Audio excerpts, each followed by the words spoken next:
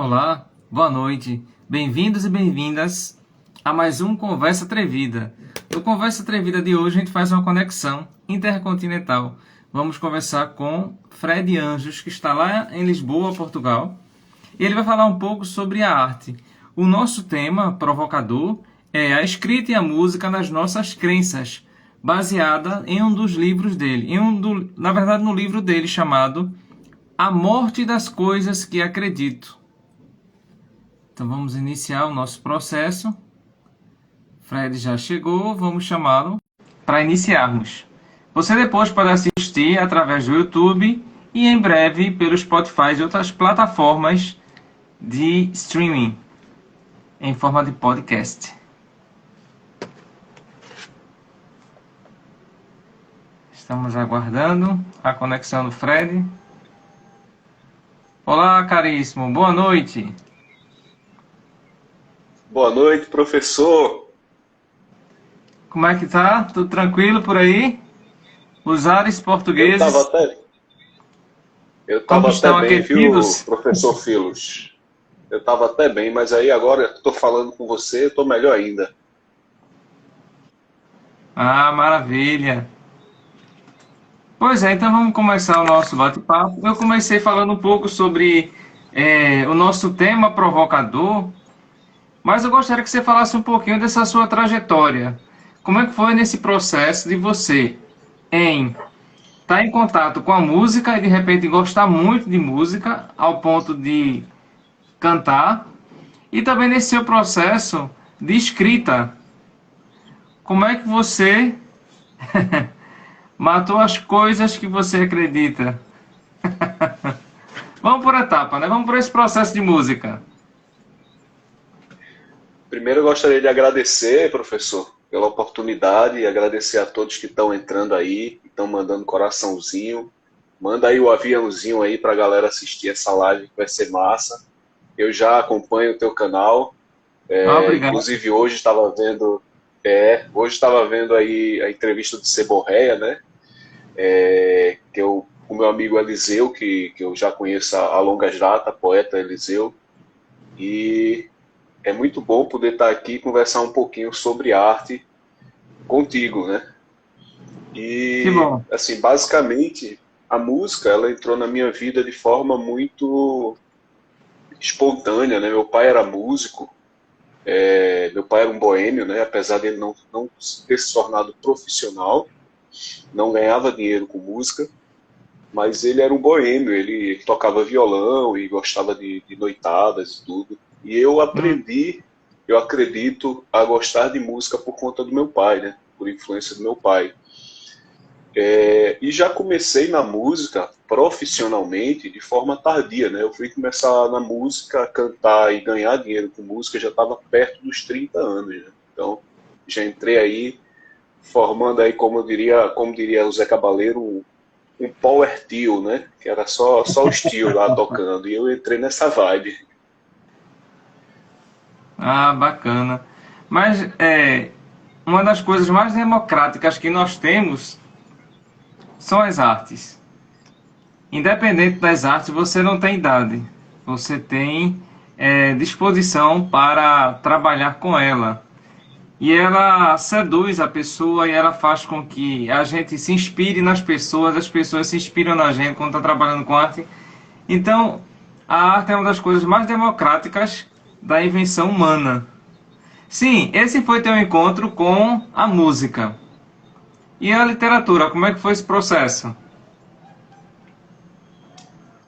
A literatura, eu comecei, na verdade, eu gosto muito de ouvir, né? E de contar história. Eu Ah, gosto mais de ouvir do que de contar. E quando eu era criança, mais ou menos com 7, 8 anos, eu já criava as minhas próprias histórias em quadrinhos, né? Que aqui em Portugal chama-se banda desenhada. Eu fazia essas histórias em quadrinhos, né? Criava a história, criava os personagens. Aí depois, quando eu estava aí com 12, 13 anos, eu fazia a capa do gibi, né? Fazia a editora, dizia lá que tinha criava uma editora.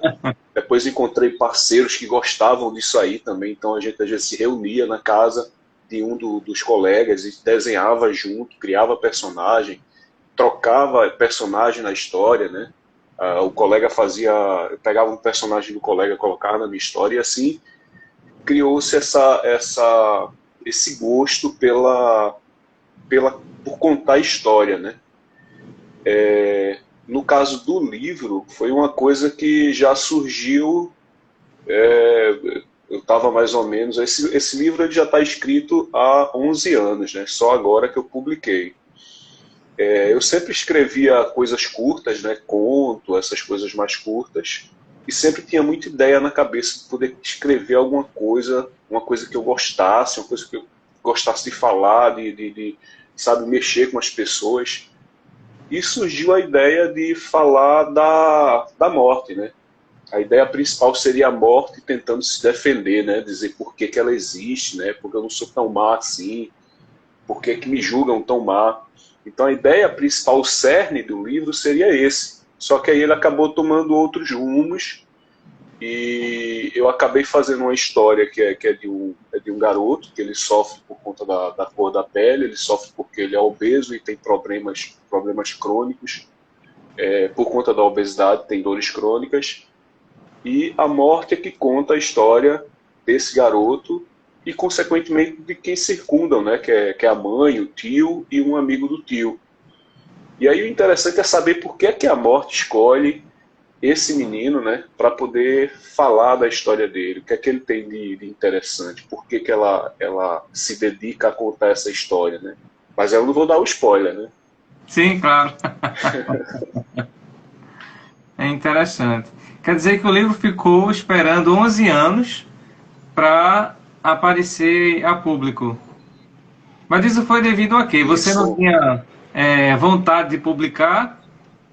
Ou era um processo que você dizia assim, não, eu estou escrevendo para mim, por enquanto. Depois eu apresento um amigo. Como é que foi esse processo até você se decidir publicá-lo? Assim, eu sempre tive vontade de publicar, né? Eu acho que todo autor, né, todo escritor de livro, ele tem essa vontade de poder mostrar para o público a sua história, o que ele fez e tal. Eu lembro que eu sou uma pessoa muito apegada às coisas que eu estou fazendo. Então, se aquilo não estiver comigo, eu não consigo terminar. Eu tenho que jogar isso para o mundo, porque se ficar eu vou alterando, vou sempre achando que dá para alterar alguma coisa, que ainda não está bom, que está incompleto.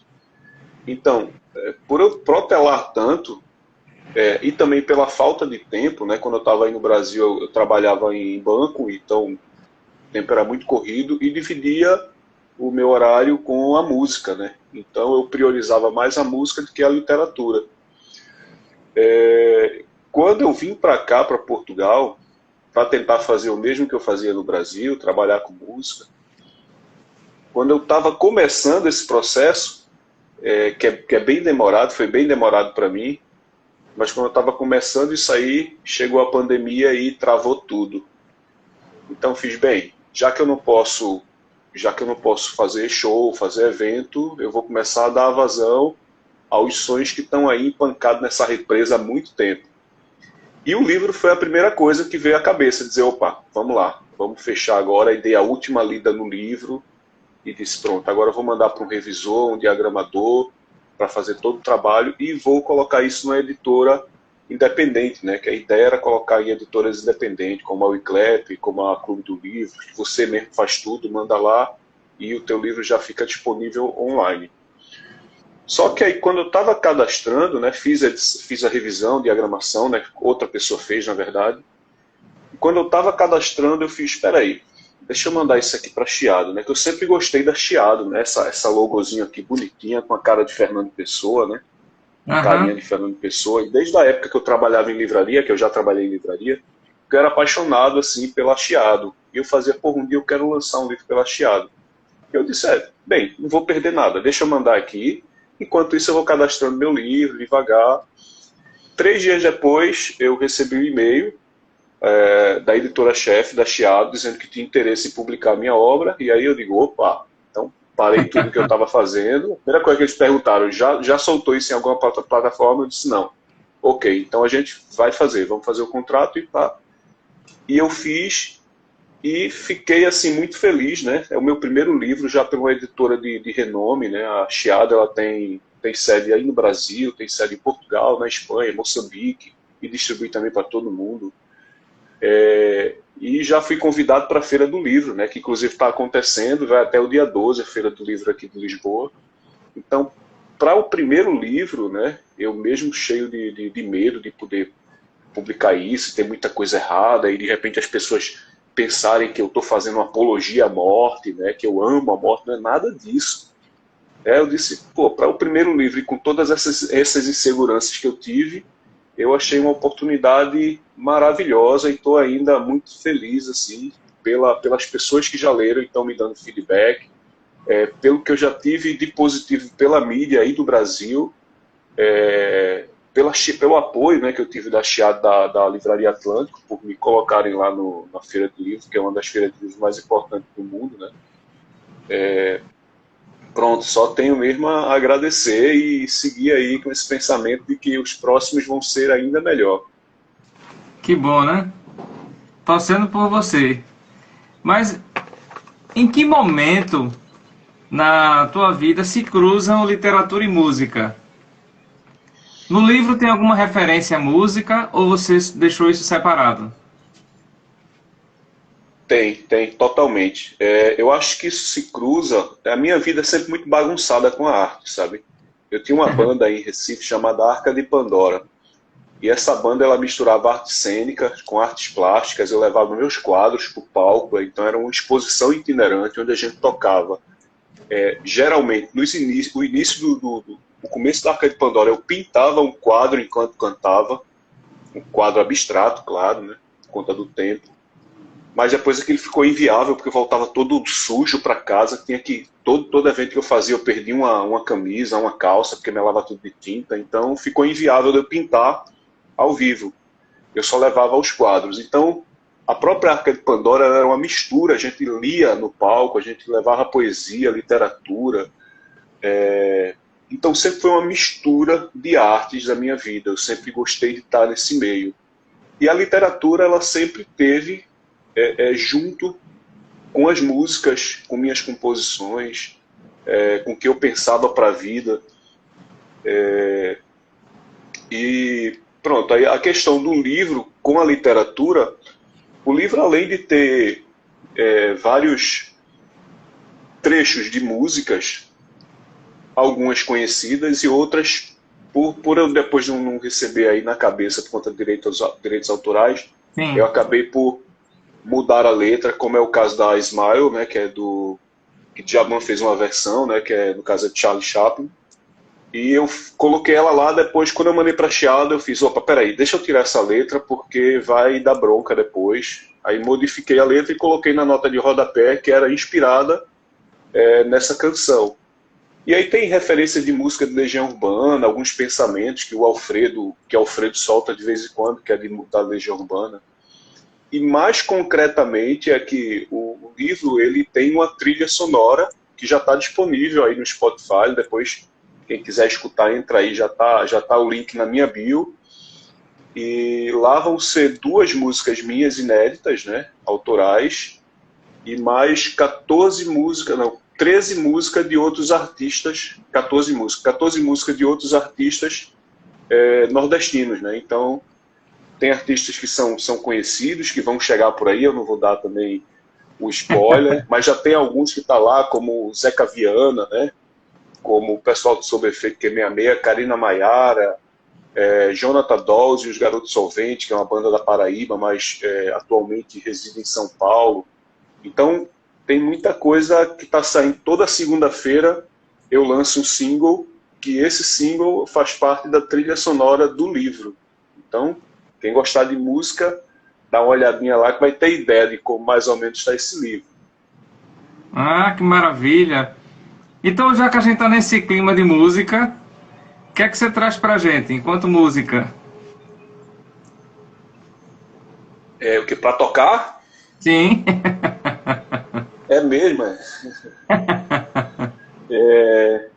Vamos ver, eu ia tocar, podia tocar até a música que está lá, que é Central, que é uma música autoral minha, da trilha sonora, Mas como ela é um pouco extensa e ela é uma música que não tem, ela só tem refrão no final, então é uma coisa que as pessoas precisam ter paciência às vezes para escutar. Então eu vou cantar uma coisa que eu acho que é um pouco mais pop, que é um single que eu lancei assim quando eu cheguei aqui em Portugal, que ela fala sobre essa questão das pessoas que deixam a sua zona de conforto e vão por aí tentar a vida em outro lugar, que é bem parecido com o que eu vivi. Embora não tenha nada a ver com minha vida, isso é uma composição que eu fiz também há muito tempo atrás, há mais ou menos isso, 10, 12 anos, e calhou de coincidir com o que eu passo e o que eu passei hoje. Mas a personagem da música, por exemplo, é uma mulher. Eu não fiz com o intuito de eu vou, porque sou eu que estou fazendo isso, não. É só a viagem mesmo. Então deixa eu pegar aqui o violão. Vamos nessa. Esse é o primeiro single, também está lá no meu canal. E ela, apesar de ser o primeiro single, o nome dela é A Última Canção. Vamos ver. Eu também sou muito bom tocando violão, eu componho minhas músicas no violão, mas eu não costumo dizer que eu não toco violão, né? Eu só faço a enganação aqui da tocada.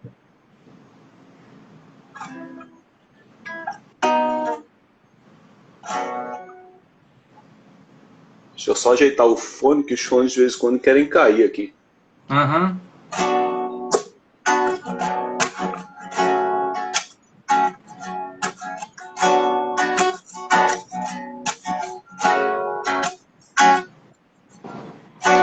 Diga adeus à sua família. Não há, procure mais. Leve os seus velhos livros, tudo que ele ensinou. A vida é mais fácil sonhar.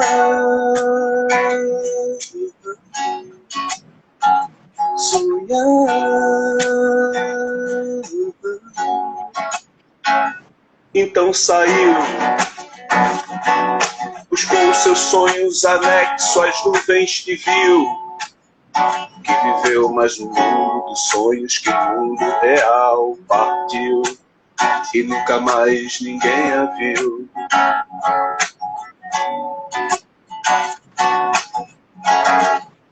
Ela partiu,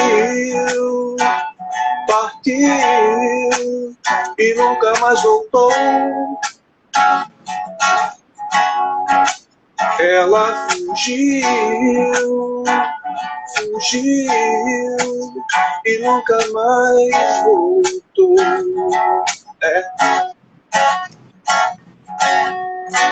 Diga adeus à sua família.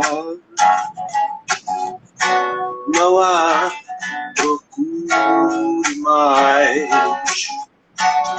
Leve os seus velhos livros, e tudo que ele ensinou. Na vida é mais fácil sonhar.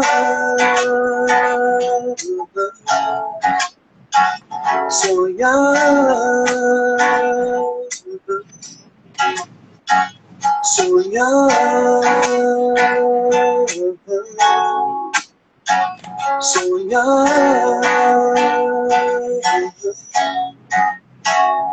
yeah.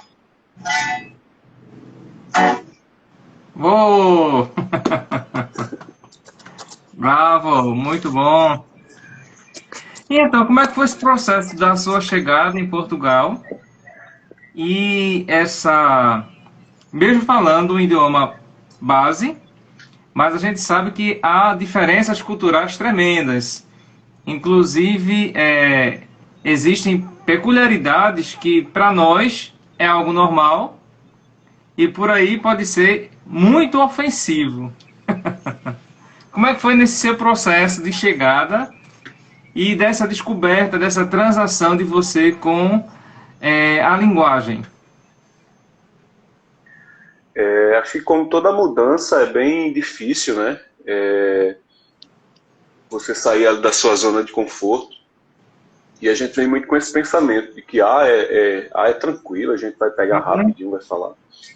No primeiro dia que a gente chegou, né, eu vim com minha esposa e a gente ela parava para perguntar as coisas na rua, parecia mais que estava falando com alguém que tinha deficiência. Ela falava: você sabe dizer onde a gente pode pegar o ônibus? Ele: o autocarro?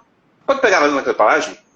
Aí ela olhava assim: eles entendem, né? É claro que entendem, né? Eles estão muito acostumados a ouvir os jornais, as novelas, as músicas brasileiras, então eles entendem muito bem o nosso português, a gente não consegue entender a princípio deles.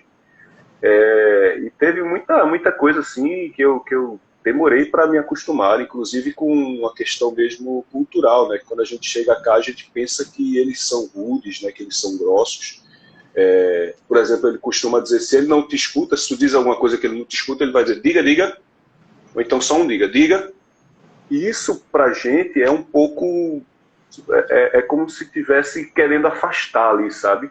Mesmo tu sendo cliente, tá pagando por um serviço, vai fazer alguma coisa, faz diga, diga. Então é uma coisa que meio que te deixa chocado, assim. Eu lembro quando eu estava indo, a primeira vez que eu cheguei cá, eu fiquei em Sintra, né, que é uma cidade próxima de Lisboa, e fui passar 2 semanas no Algarve, já que é uma parte turística e tal, onde tem as praias. E eu fui perguntar isso ao motorista, ele parou num ponto, eu não sabia se aquele ponto já era o Algarve para poder descer. E aí eu vi que estava todos descendo, eu desci também e disse: desculpe, enquanto ele estava tirando a mala, eu disse: desculpe, isso aqui já é o Algarve? Ele virou para mim e fez: diga, diga. E eu pensei assim: nossa, que cara grosso, né, velho?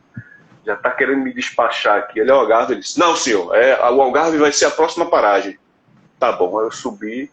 Aí eu lembro que a minha esposa disse assim: então, e tu não perguntou a ele, não sei o que ela mandou perguntar. Eu disse: Deus me livre, se perguntasse aqui já era o Algarve e o cara quase que me mata, né? Mas é só questão cultural mesmo, é uma questão, eles falam sim, falam muito diferente, falam coisas, por exemplo, puto ou rapariga, que é uma coisa comum, né? Rapariga, como todo mundo já sabe, é acostumado no Brasil, é uma moça, uma menina nova, e puto é um rapaz, né? Pronto, e sem falar com as gírias suburbanas, né? Teve uma que eu até descobri um dia desse, que é chavalo, que ele chama aquele chavalo. Chavalo é como se fosse um menino, né? Como se fosse cavalo, né? Em francês, que é cheval, mas essa coisa se chama chavalo. Então tem coisa que eu vim saber faz 2 semanas, e eu estou há 4 anos aqui. Então tem coisinhas que às vezes fica difícil de se acostumar, mas com o tempo você vai se adaptando, principalmente se trabalhar direto com o público, que aí é o intensivão. É verdade. Como foi o seu processo de artista? Esse foi o seu processo enquanto cidadão, está trabalhando, mas a aceitação do artista brasileiro. Eu não sei se já você pegou aquele período em Portugal em que havia um perrenguezinho com relação aos brasileiros. Você viveu essa fase? Não, não. Eu, assim, para ser sincero, aquela questão de xenofobia, preconceito contra o Brasil, a gente vê muitas vezes de pessoas que vêm de outros países, né? Como os ciganos, por exemplo, né? Tem muitos ciganos, e eles costumam ser mais preconceituosos, assim, mais ríspidos e tudo. Mas eu, sinceramente, nunca sofri quanto a isso, nunca sofri preconceito. Muito pelo contrário, os portugueses, eles gostam muito da cultura do Brasil. Se eles sabem que tu trabalha com cultura, que tu é artista, que tu escreve, nossa, aí eles, sabe? É que eles gostam, que eles querem saber como era, o que fazia. Quanto a isso, eu não tenho reclamação de fazer, não. Eu acho que eles são, nesse sentido, com os brasileiros, eles são receptivos, sim. Quem são tuas influências literárias e musicais? Literárias, eu gosto muito das coisas pop, né? Eu trabalhei numa livraria, eu lembro que o pessoal mais cult de lá, o pessoal culto, eles não gostavam de coisas que vendessem muito, né? A maldição do pop, né? Se tipo, se o Filos for um professor, né, que ensine lá num bairrozinho da Nicarágua, né, que ele é super inteligente, mas só ensina para determinadas pessoas, aí ele é o top. Mas se de repente ele começa a fazer sucesso e todos querem contratar, aí aquele pessoal culto que estava com ele vai começar a dizer, ele era bom quando ele não era popular, sabe? Então eu vejo muito preconceito sobre o pop, sobre o popular, né? Até ontem eu fiz uma live com o Rafa Costa, que é um músico pernambucano, inclusive, que ele canta pop, e a gente estava falando sobre isso. Então, as pessoas, quando você fala em coisa pop, né, como, por exemplo, Dan Brown e Paulo Coelho, as pessoas cultas tendem a dizer que aquilo é literatura de venda, que aquilo não é literatura boa. Eu não gosto hoje tanto de Paulo Coelho, eu acho que Paulo Coelho é muito repetitivo, mas já gostei muito. Hoje, assim, o que eu sempre gosto muito é de Dan Brown, né, aí que fez Anjos e Demônios, Código da Vinci, Inferno e tantos outros, inclusive alguns transformados em filme, também que eu adoro os filmes. E eu gosto de um cara que é um afegão, que ele é naturalizado americano, que é Khaled Hossein, que o mais conhecido dele, inclusive se fez um filme também, que é O Caçador de Pipas, né, que é o livro mais conhecido deles. Mas ele tem outros livros ótimos, e foi o primeiro livro que eu consegui chorar lendo, que apesar de ser canceriano, né, que eu consigo até chorar com comercial de Coca-Cola, mas eu sou difícil de chorar lendo alguma coisa. Eu chorei com o livro de Khaled Hossein e eu disse, porra, a partir de hoje eu vou comprar tudo desse cara. E aí já há um tempo que eu sigo assim, a carreira dele e adoro. Na música, eu gosto muito de... Eu sou bem não, mas acho que sou um pouco eclético, sim. Mas assim, minhas referências musicais... eu gosto muito de Legião Urbana, sempre fui muito fã desde menino. E Chico Buarque e Oswaldo Montenegro. Eu acho que são aí os pilares aí que eu sabe, eu fico tentar escrever alguma coisa igual aos caras, quando eu vou ver, aí eu fiz a mesma merda que eu faço sempre, né? Aquelas coisinhas assim, de meia boca, né? Quando a gente se compara a compositores como esses caras, né? Como Oswaldo, como Chico, como Renato Russo, por exemplo. Com relação ao Khaled, eu conheci o Khaled na universidade, acho que 2010, 2009, 2010, por aí. A professora de português instrumental, ela passou esse livro que você citou agora, do Khaled. Ah, que bacana. E aí a gente fez um trabalho interessante sobre ele e pesquisou sobre o Talibã, etc. E esse livro também não só fez você chorar, mas fez chorar a mim e a quem lê o livro. Porque ele tem uma escrita que vai te levando, te conduzindo aos poucos à emoção. Você sente raiva, você sente aquele desejo que ele faça alguma coisa, depois que ele volte atrás. Você é completamente envolvido pela escrita do Khaled. E isso é fantástico. Totalmente. Você se inspira... Eu gosto muito dos clássicos também. Eu gosto muito de Machado de Assis. Eu nem indico ninguém a ler Machado de Assis, quem está começando a ler agora, e diz, o que é que eu vou ler? Não leia Machado não, senão você desiste. Os meus primeiros livros que eu li foi um pocketbook de Machado de Assis chamado O Alienista. Tinha duas histórias, O Alienista e O Espelho, tudo num pocketbook. E eu li aquilo ali, eu lia com dicionário do lado, eu achava chato que eu lia com dicionário, mas quando eu terminei a história, eu tive que reler, porque eu achei aquilo tão fantástico, sabe? Tipo, para mim, o maior escritor, um dos maiores escritores da língua portuguesa, na minha concepção, é o Machado de Assis. O Machado de Assis, ele consegue transcrever ali para o papel uma coisa que parece simples, mas que você não consegue falar isso, não consegue descrever em palavras, e ele consegue com uma naturalidade que é impressionante. Exatamente. Aí você tenta trazer esse clima todo para a sua escrita. Eu acredito que a minha escrita é mais baseada no lance lá do Dan Brown, aquela coisa mais novelesca, né? Tipo, um capítulo adentrando em outro e fazendo com que o leitor, ele diga, eu vou ler só mais esse. Deixa eu ler esse aqui, sabe? Eu acho que o Dan Brown, como Sidney Sheldon, né, ele tem muito essa característica novelesca de fazer você, a cada capítulo, querer devorar o próximo. E é bem legal que as pessoas que já leram o livro, E eu sempre pergunto, e aí, me diz um feedback, eu quero saber se sou bom ou mal, não importa não, eu quero ouvir de você. E aí as pessoas estão trazendo esse feedback, eu nem digo isso, né, que eu queria isso, que eu queria aquilo. As pessoas dizem, pô, teve um amigo meu que ele disse, porra, cara, eu tive que parar teu livro de ler ontem, porque senão eu ia ler todo. Ele pegou o livro num dia, leu 80 páginas. Ele disse que sentou no sofá, acordou cedo, estava todos dormindo em casa, ele sentou no sofá, começou a ler. Quando ele pensou que uma filha dele apareceu no quarto, ele disse, pai, tu estás desde manhã lendo aí. Quando ele olhou a hora, já era 1h da tarde. E ele olhou 80 páginas. Ele disse, bicho, eu acabei de ler 80 páginas do teu livro. Eu disse, porra, eu vou ter que ir devagar, senão eu vou terminar isso num dia só. E o livro tem 200 e quase 300 páginas. Aí hoje ele passou por mim e disse, olha, hoje eu só li 10. Eu queria ler mais, mas eu disse, eu não vou ler, senão eu vou terminar. Eu não quero terminar agora. Eu disse, ah, que bom, cara, isso é muito bom. Outra amiga minha leu em 2 dias.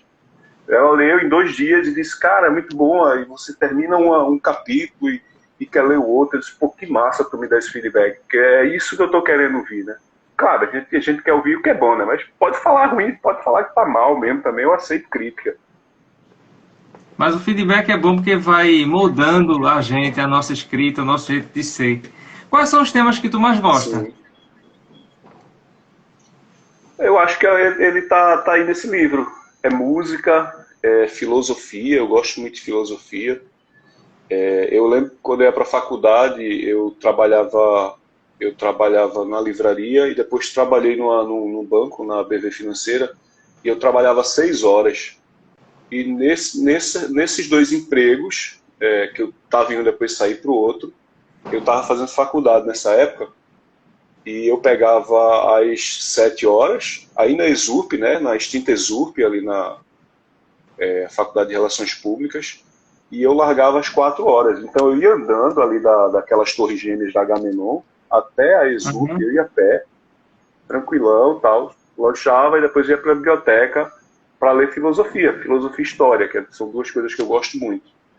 E o livro ele tem muito isso, tem muita coisa, as pessoas às vezes perguntam, mas o livro fala de morte, é livro de terror, não tem nada a ver, cara. O livro tem uma pitada de humor negro, né, tem uma pitada de filosofia, de poesia. A morte nesse livro ela é muito poética, ela é muito filosófica, ela não é aquela morte do tipo de desgraça e tal, ela está o tempo inteiro tentando explicar as coisas e tentando entender o ser humano, né? É um livro que ele é muito questionador, né? Às vezes as pessoas fazem, mas qual a resposta que a gente vai encontrar no livro? Vocês vão encontrar muitas perguntas, né? Vocês vão se questionar, porque o tempo inteiro nem a morte, que é uma espécie de deusa, de Deus, ela não sabe das coisas. Muitas vezes ela se questiona por que as coisas estão acontecendo assim. Tem uma parte que ela diz, as pessoas vivem se perguntando por Deus, eu realmente não sei se ele existe, e não me faz a menor diferença saber se ele existe ou não.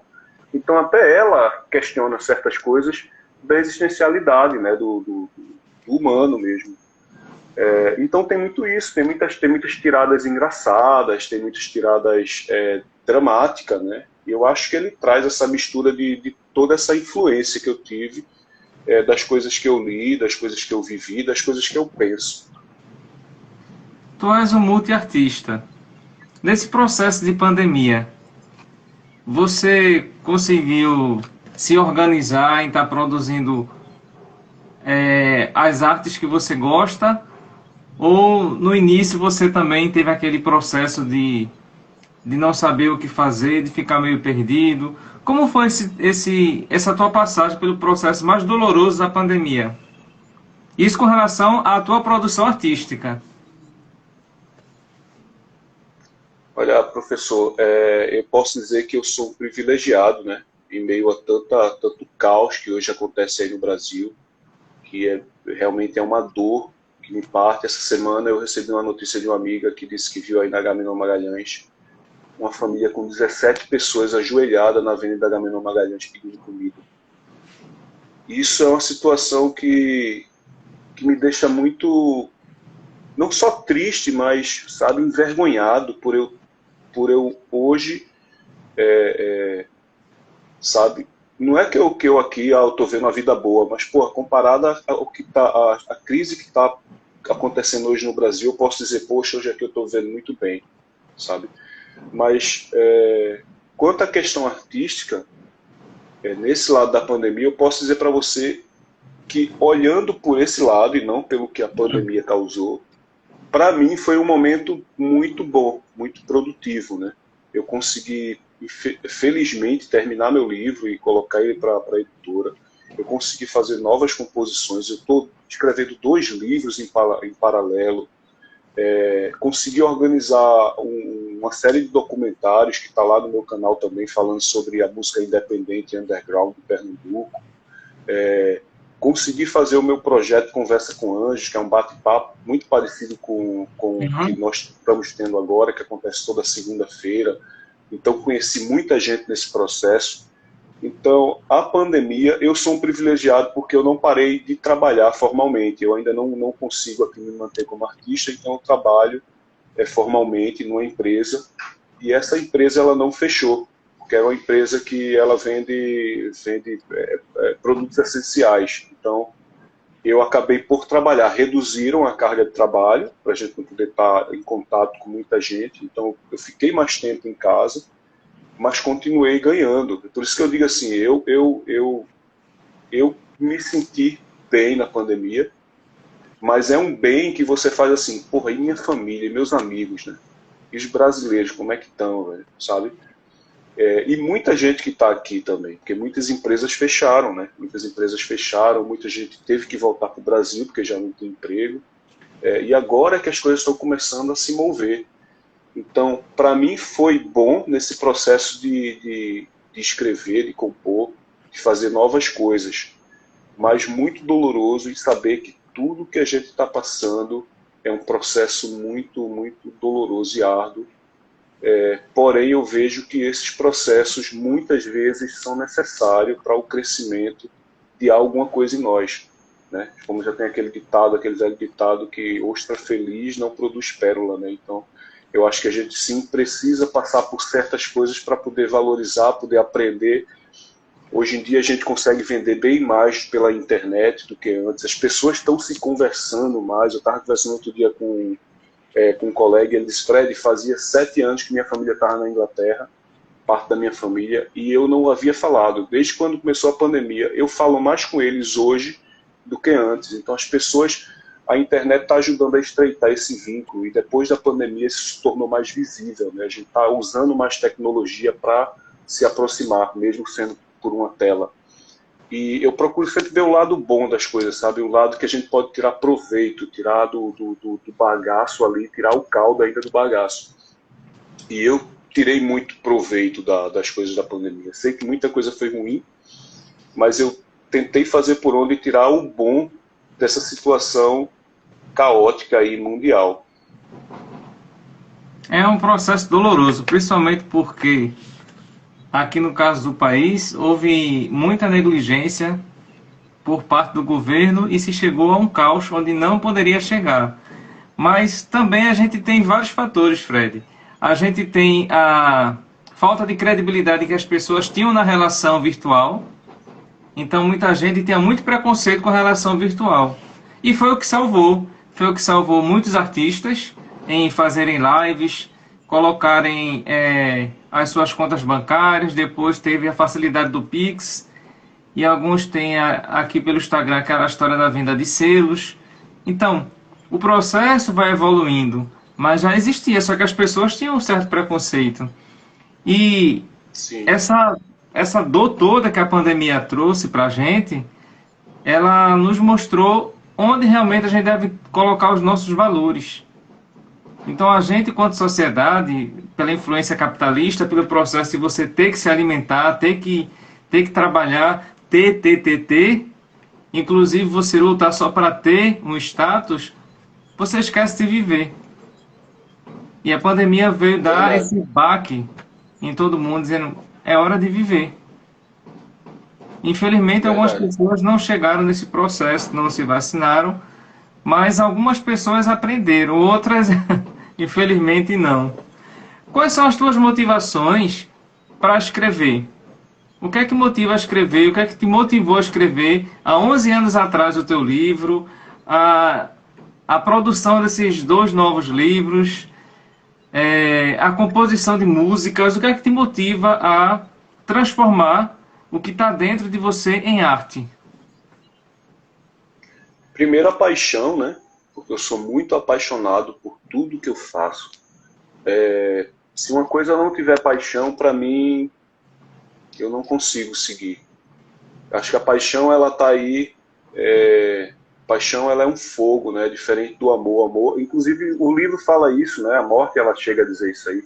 A morte não, o Alfredo, que é um dos personagens, que ele diz que o amor é inércia. O amor, ele paralisa, ele estabiliza. E a paixão é como um fogo, é como as chamas do fogo, que é o tempo inteiro está dançando ao sabor do vento, né?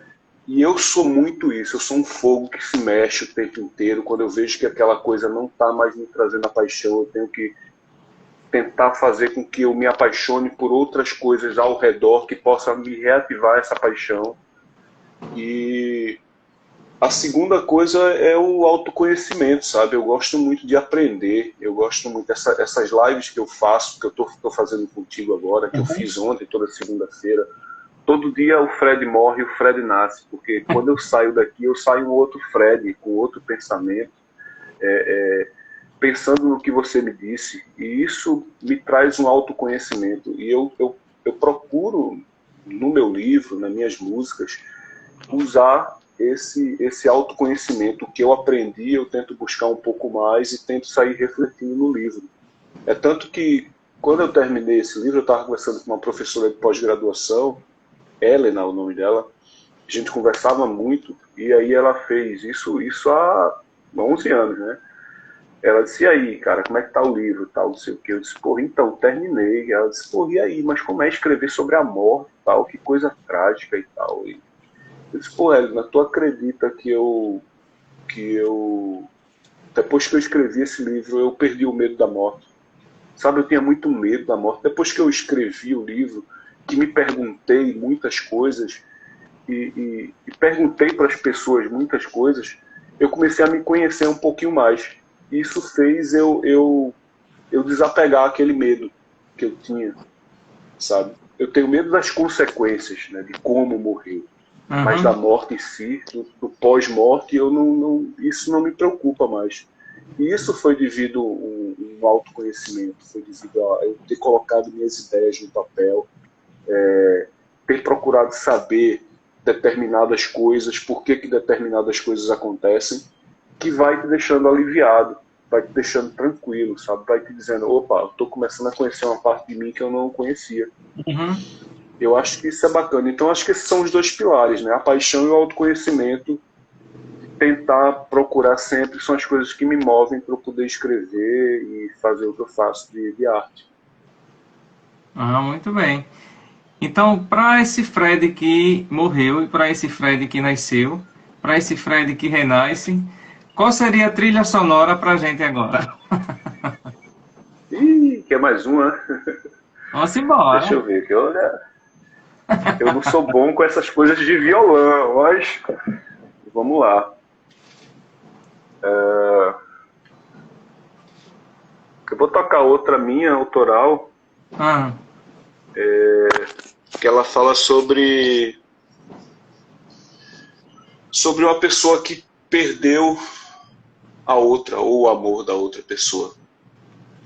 E ela quer se redimir, quer voltar, mas é tarde. Então ela chama Quero Voltar. Essa também tem um clipe aí, quem quiser depois dar uma olhadinha.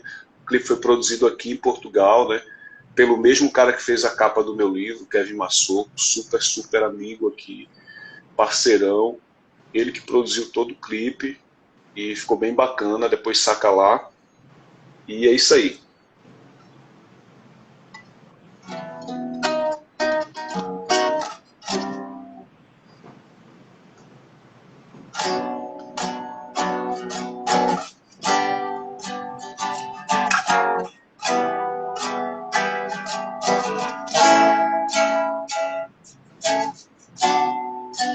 Eu ouvi dizer que ainda ontem você passou com outro alguém. Eu sei que faz tempo, mas ainda me lembro quando o teu beijo era o meu, quando meu coração era teu. Não sei o que aconteceu, o que aconteceu. Quero voltar. Eu sei que você já está feliz. Quero voltar quanto a você. O que me diz? Sabe aquela toalha molhada na cama?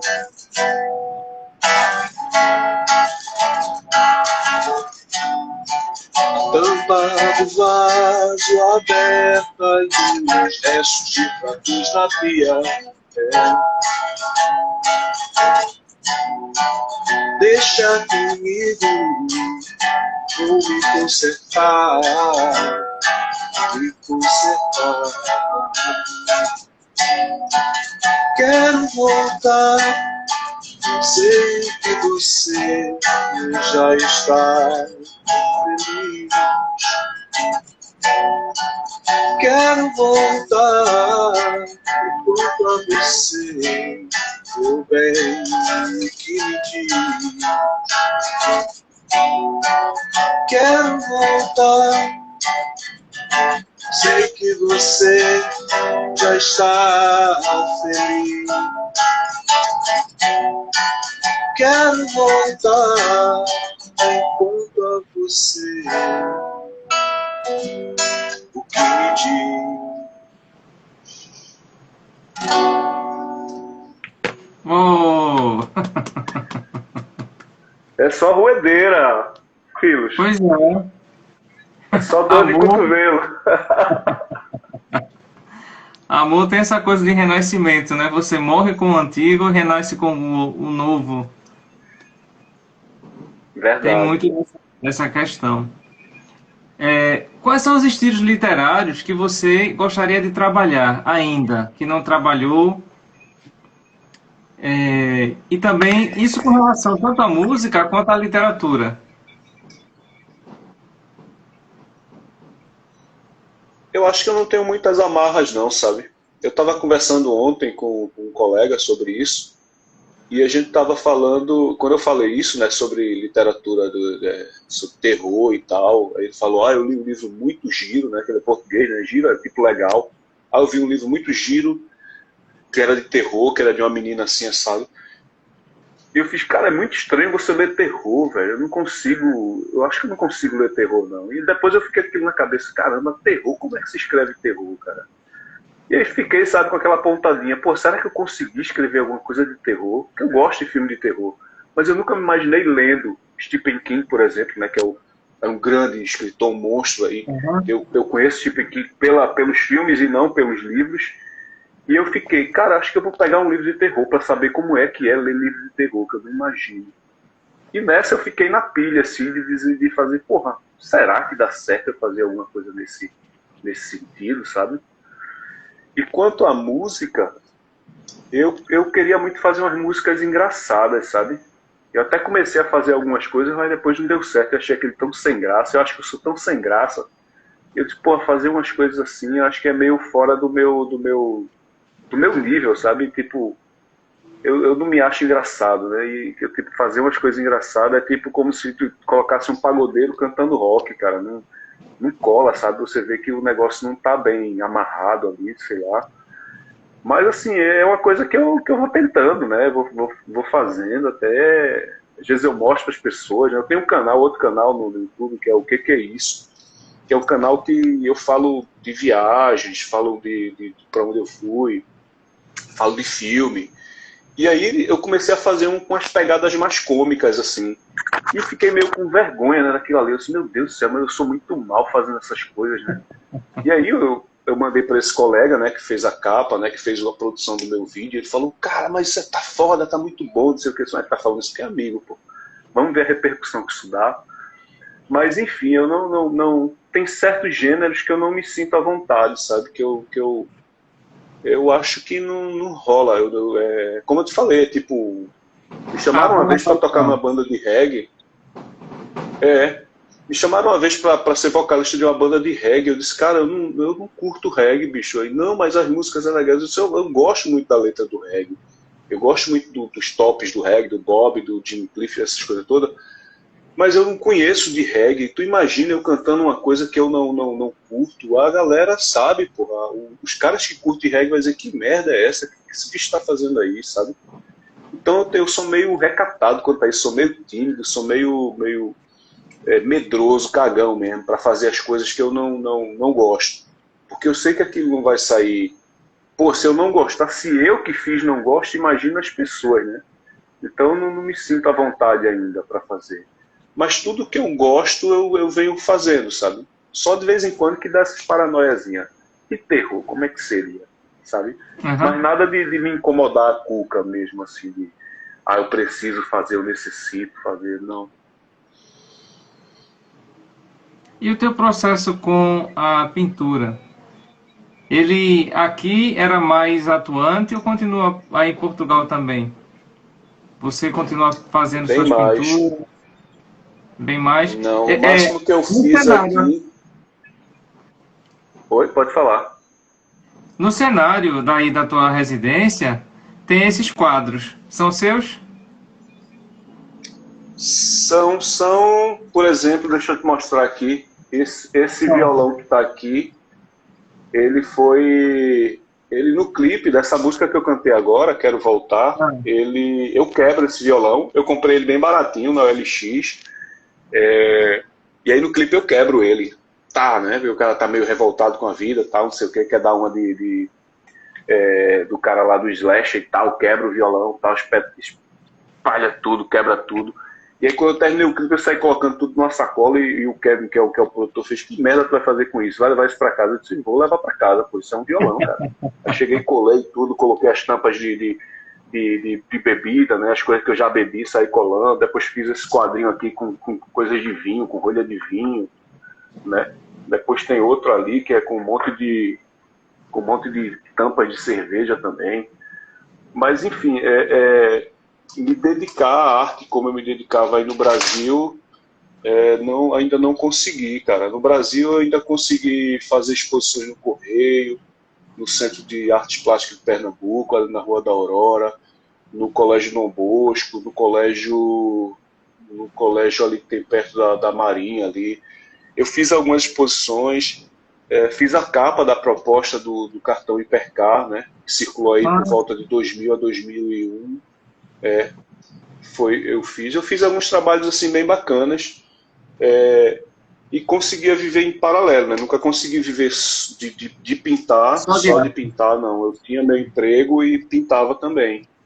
Eu fazia, por exemplo, geralmente eu passava a semana pintando, e aí na sexta-feira eu deixava isso para colocar a moldura, e quando eu fazia hora extra, no sábado, eu trabalhei na Hipercar, né? No escritório da Hipercar. E o escritório da Hipercar, antigamente, ele era todo meia parede, a parede de cima era tudo vidro. Então, as pessoas que entravam lá no final do setor de atendimento a cliente conseguia ver quem estava do outro canto, que era a análise de crédito e risco, era a minha parte. E aí eu fiz, eu vou levar esse quadro, não tem chefe, né? No sábado, a gente fazia hora extra no sábado, não tem chefe. Eu pego os quadros moldurado, levo para lá e coloco. Se alguém perguntar, eu disse, não, eu vou colocar aqui para deixar no carro, porque leva muito calor, não sei o quê. Colocava lá. E aí o pessoal, quando entrava lá de baixo, tudo de vidro, né? Aí o pessoal via que, isso aí é lá. Aí quando chegava lá, olha que quadro massa, tal, não sei o quê. De quem é? Aí o pessoal, é daquele menino ali. Eu ficava lá atrás, meio bem tímido, tá? O pessoal, olha, quanto é o quadro? Não é para vender não, é para mim mesmo. Mas se fosse vender, aí eu, tanto. Aí dava o preço, aí o pessoal, porra, é muito caro. Eu disse, pois é, mas eu não quero vender não. Eu quero comprar. Eu disse, então tá bom. Aí vendia tudo assim, cara, vendia tudo. Fazia muita natureza morta, abstrato, só que nunca gostei de retrato. Eu Na verdade, eu nem gosto de natureza morta. Eu fazia porque era uma coisa que o pessoal gostava de comprar, mas eu gosto mesmo de abstrato surrealismo. Não curto muito esses outros. E de expressionismo, né? Eu gosto muito de expressionismo também. Mas natureza morta, retrato, paisagismo. Não tenho. Eu não quero ter um quadro desse em casa, não. Eu acho muito fora, assim, sabe? Muito alto, muito. Não rola. Pra mim não rola, não. Mas curto muito, curto muito. Passava noites assim, colocava, uma radiolazinha, que até eu tenho também, mas é pequenininha. Eu tinha uma radiola, colocava um disco, tava o disco lá, tava um fone de ouvido, aquele fone que tem um fio grandão. Passava a noite pintando. Às vezes eu ia dar conta que amanheceu, que eu deixava tudo fechado, porque minha mãe batia na porta e dizia, então, por que tu não conseguisse dormir? Eu olhava, só sentia os braços doendo, por tanto tempo, mas eu não sentia o tempo passar. E minha mãe, tu ainda não dormiu? Eu ficava das 7 da noite até as 7 da manhã pintando e não só dava conta porque a vista ardia e os braços doíam, mas do resto. Um vinhozinho do lado, né? E eu passava a noite muito bem. Sim. E quem são as tuas influências na pintura? Cara, eu gosto muito de Salvador Dalí. Eu acho que, embora eu não pinto muito surrealismo, eu fazia uma coisa meio misturada com abstrato surrealismo. Mas eu gosto muito de Salvador Dalí. Eu acho que é meio que a pessoa mais que eu... Acabei de fazer um acidente aqui. É a pessoa, talvez o artista que eu mais vi, assim, me influenciei.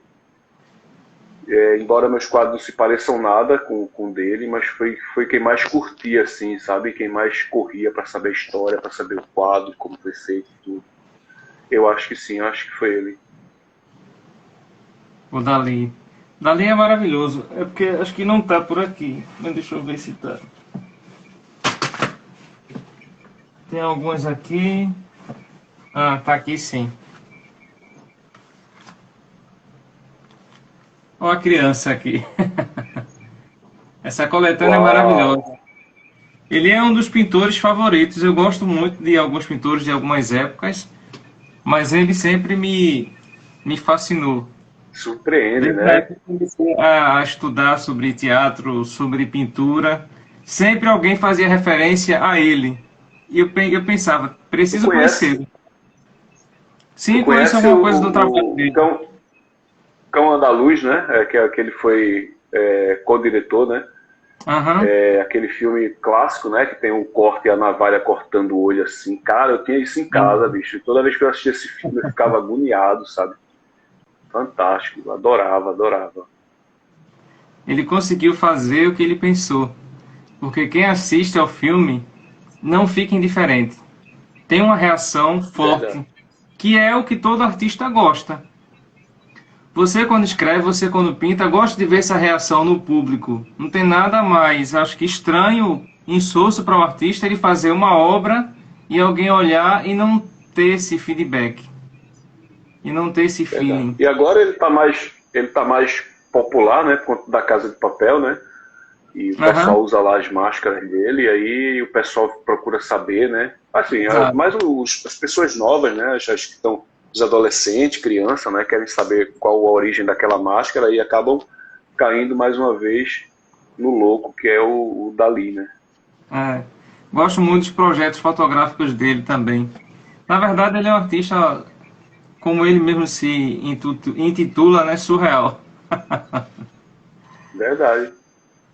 Caríssimo, muitíssimo obrigado. A gente está chegando já ao finalzinho do nosso bate-papo.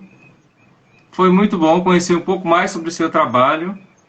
Esse detalhe da pintura eu não conhecia.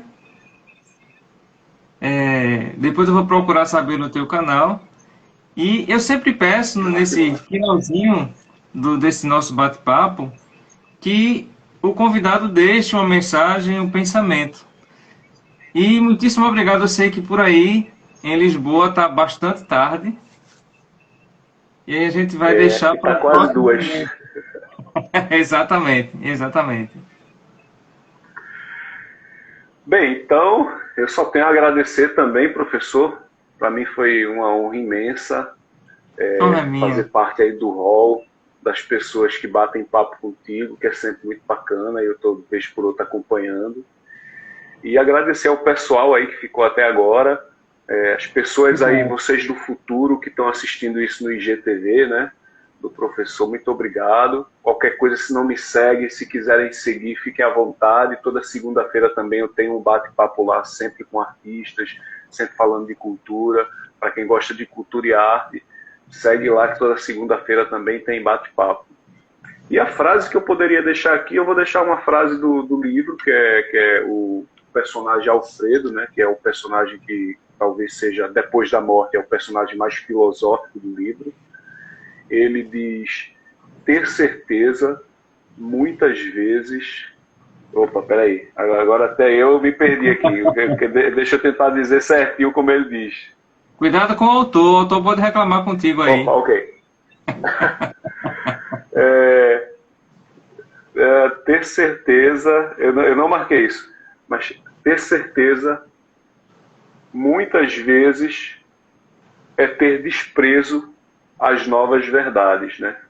Então deixa essa frase aí do Alfredo para que a gente, como diz os irmãos, é para que vocês reflitam, irmãos, nas suas verdades. Cuidado com suas verdades, cuidado com o que você tem na cabeça e acha que é para fazer o bem de uma nação, por exemplo. Cuidado, esse pode não ser o caminho. Tentem rever sempre o que vocês pensam. Tentem sempre se conhecer, como diria a máxima socrática, né? Conhece-te a ti mesmo. Então vamos nos conhecer para poder depois fazer qualquer tipo de julgamento. E é isso aí, professor. Muito obrigado. Obrigado a vocês aí que ficaram até agora. Tamo junto. O senhor que agradece demais as suas contribuições, as suas reflexões, os pensamentos que apareceram do Alfredo, os quase spoiling da morte. Foi muito bom, caríssimo. Se você não se importar, você fica aí para a gente encerrar? Fico. Então, obrigado a você que ficou conosco até agora. A gente estava conversando com o multiartista Fred Anjos e conversando. O papo inicial foi através da literatura e da música, mas a gente vai descobrindo outras facetas dele enquanto artista. Obrigado a você que ficou conosco até agora. Muitíssimo obrigado mesmo. Tenha uma excelente noite. Quem está em Portugal, um bom amanhecer e a gente se encontra no próximo Conversa Atrevida. Boa noite, caríssimo. Cheiro grande no teu coração. Bye, bye. E até a próxima. Tchau, tchau. Bom descanso.